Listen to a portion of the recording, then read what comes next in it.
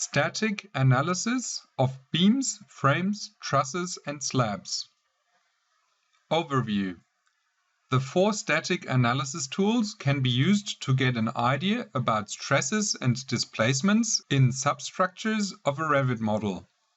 For calculations, the modules are using general structural physics and no codes. The static analysis modules do not verify whether the analyzed elements fail. They simply reflect results from elastic first-order theory analysis.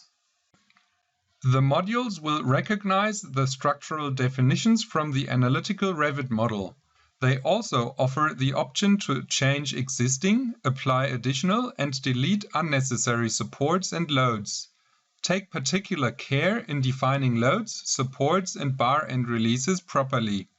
This can be done either by adjusting the Revit analytical model or by changing definitions in the analysis dialogues. Loads must be applied directly on the analytical lines or faces of selected elements. Tributary loads from connected elements, for example beams on girders, are not automatically recognized. Reaction forces created from the load takedown module are not taken into account either. The 3 modules for analysis of beams, frames and trusses work similarly. Therefore, the following exercises only guide through a frame analysis example and a slab analysis. Exercise Frame Analysis. To follow this exercise, open the SU002 sample project model from the Open dialog box and open the standard 3D view. Orbit the model to the top right position by clicking on the view cube. Select all objects from the south-facing framing elements by opening a selection rectangle from left to right. Hit HI on your keyboard to temporarily isolate the selection. Make sure that the selection looks like this. Before analyzing the frame, we need to apply some additional dead loads and live loads. Select the Loads command in the Analyze tab and choose the hosted line load. In the type selector, select Framing Load, which has an adjusted force scale so that the symbols displaying the loads are appropriately sized. Add dead load with -10 kN per meter on the joists and -15 kN per meter on the central girders.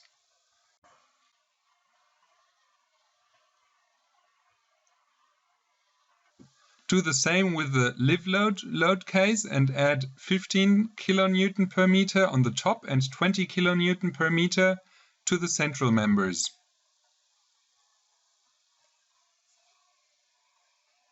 Select all elements and start the Static Analysis of Frames tool from the Extensions tab. In the appearing dialog, select Dead Load 1 as the load case to add the structure's self-weight.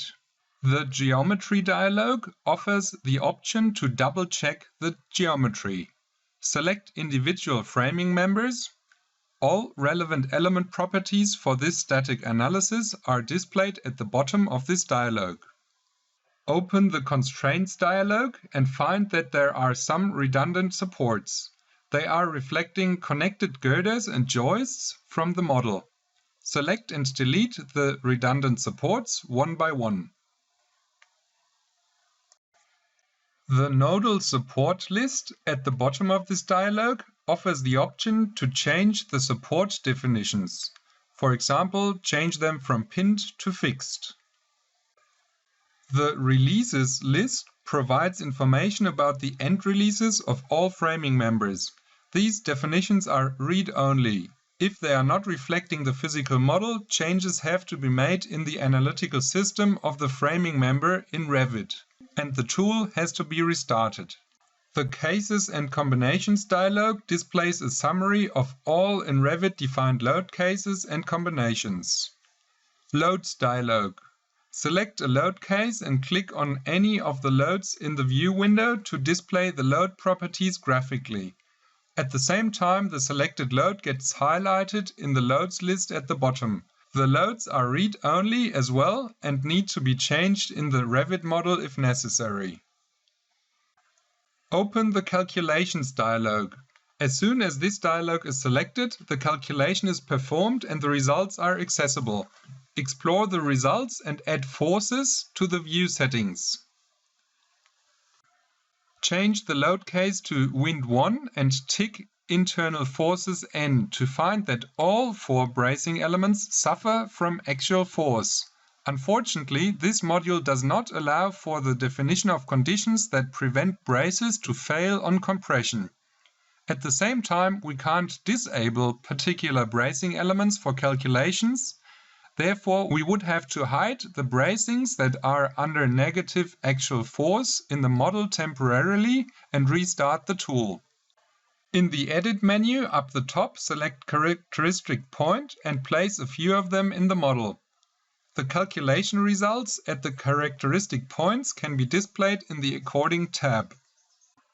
Open the Report dialog and select the information to be included into the report. Via the File menu, you can save the report out as an HTML file, print or export to Excel or Word format. To finish the static analysis of frames exercise, select OK. In the 3D view, hit HR on the keyboard to reveal all previously hidden elements. Exercise Static Analysis of Slabs. In the 3D view, select the 200 mm concrete slab, including supporting walls and applied loads. Hit HI on the keyboard to isolate the selection temporarily. Select the slab only and start the Static Analysis of Slabs tool from the Extensions ribbon. Explore the slab properties in the Geometry dialog. Note that openings, provided they exist in the Revit model, are recognized by this tool. Open the Constraints dialog and find that the current settings for the nodal supports are reflecting pinned supports, whereas the edge supports reflect a fixed monolithic wall connection. This suits our model perfectly fine for now. Please note that the tool mixes up releases around the X and Y axis. When Rx is released in the dialog, it is actually Ry that reflects the release in the calculations. Cases and Combinations dialog displays a summary of all in Revit defined load cases and combinations. Loads dialog. Select the Live Load 1 load case and click on any of the loads in the view window. The loads are read-only and need to be changed in the Revit model if necessary. Open the Mesh dialog and generate a mesh with a maximum element size of 500 mm. In the Edit menu, select Emitter and define the minimal size of 100 mm. Click in the View window on the top central supporting column to refine the mesh. The emitter will show up in the tab at the bottom.